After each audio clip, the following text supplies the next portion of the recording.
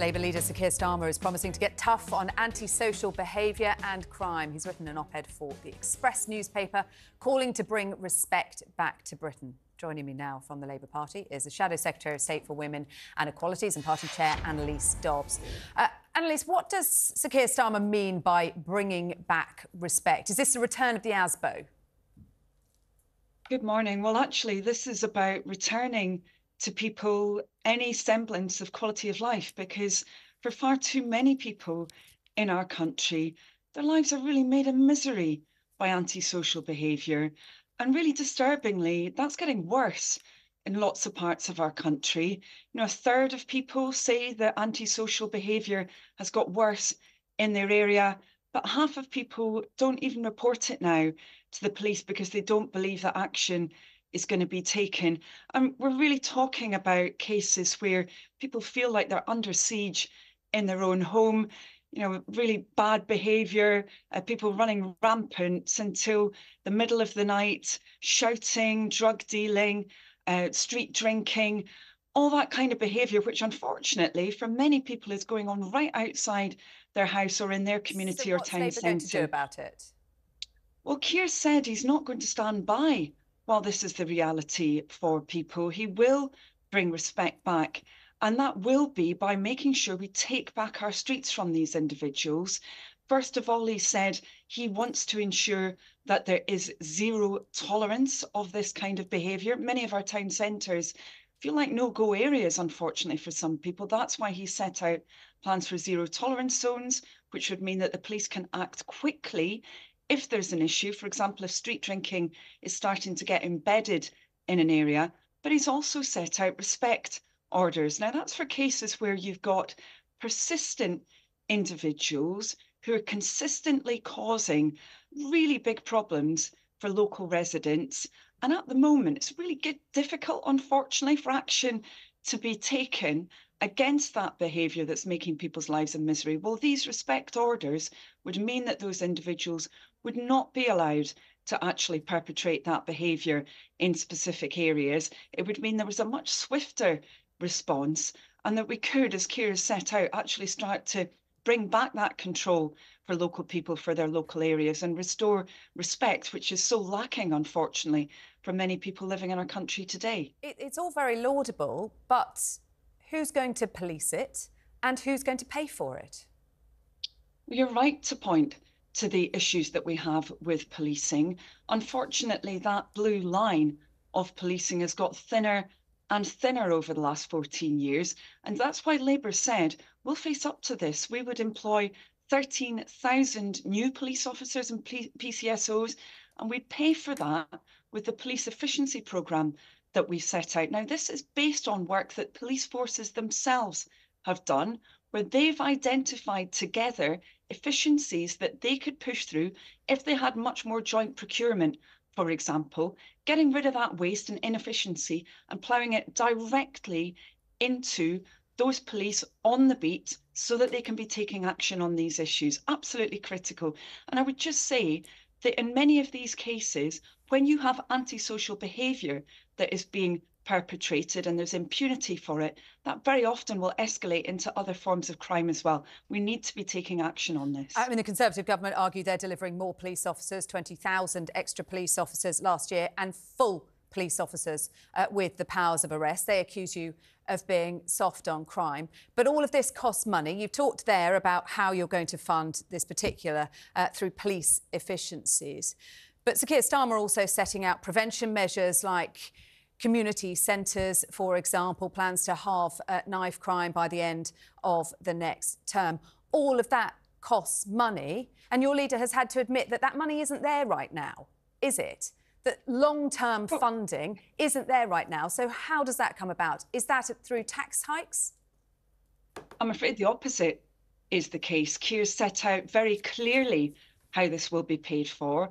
We've had the opposite from the Conservatives. We've had a massive reduction in police, which they're only starting now to try and backfill. But actually, the reality in many communities is that the number of police is still falling.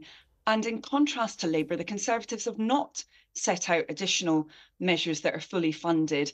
As I just mentioned. We would use So that efficiency just set programme out for us then for very additional clearly how police. this But is if I being can funded. finish, sorry, if I can finish, we've also said, for example, you know, currently when people get a gun licence, the full cost of that is not recovered.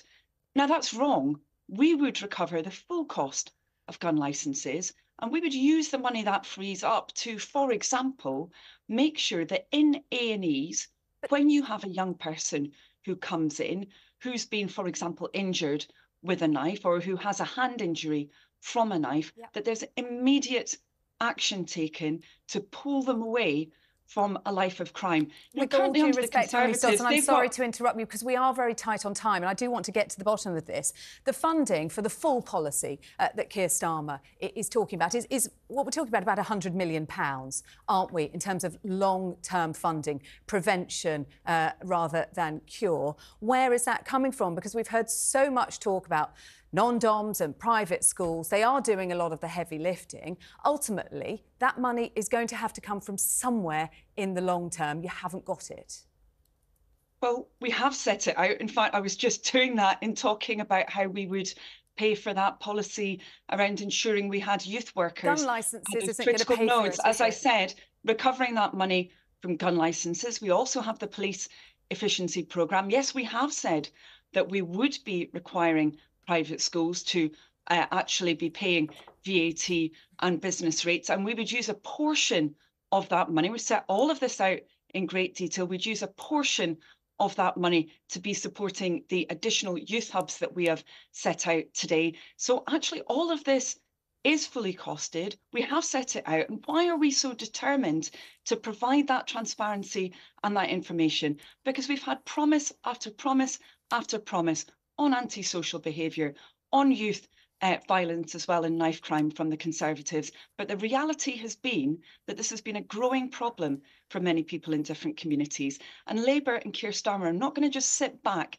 and accept this. We will take action, and we've set out how we'll pay for it. But, you know, there's many things as well government should be doing now that will not involve cost, actually, because they're not talking about additional police. But why do we have an alleged ban on zombie knives that doesn't actually cover every different type of zombie knife, that's specified far too narrowly? So lots and lots of knives are not covered by that ban. One final question. There's an awful lot to get through this morning, Ms Dodds, but there's a warning in the newspaper today from a Labour Party grandee that Labour will have to reverse tax cuts or make cuts to public services if it comes to power. That follows a warning from the IFS that Labour has got to be honest and upfront with voters about the realities of the situation we find ourselves in. So which is it? Reversing tax cuts or cuts to public services?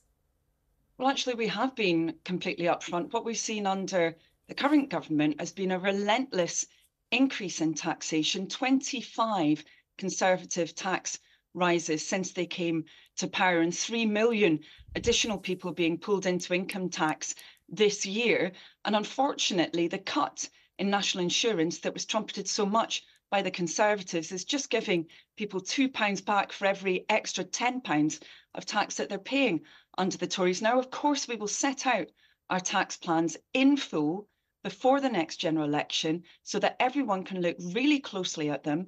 What we will never do, however, and I'll be crystal clear about this, we will never expose our country to the kind of economic turmoil that we saw under the Conservatives, where there were unfunded tax cuts that set our economy into meltdown, whacking up mortgages for thousands of people in our country. And I'm sure people who are watching this now will never do that. We will always be clear about our plans, and they will not be unfunded plans, unlike what we've seen under the Conservatives, sadly. OK, we are out of time. Anneliese Dodds, thank you very much indeed for being with us.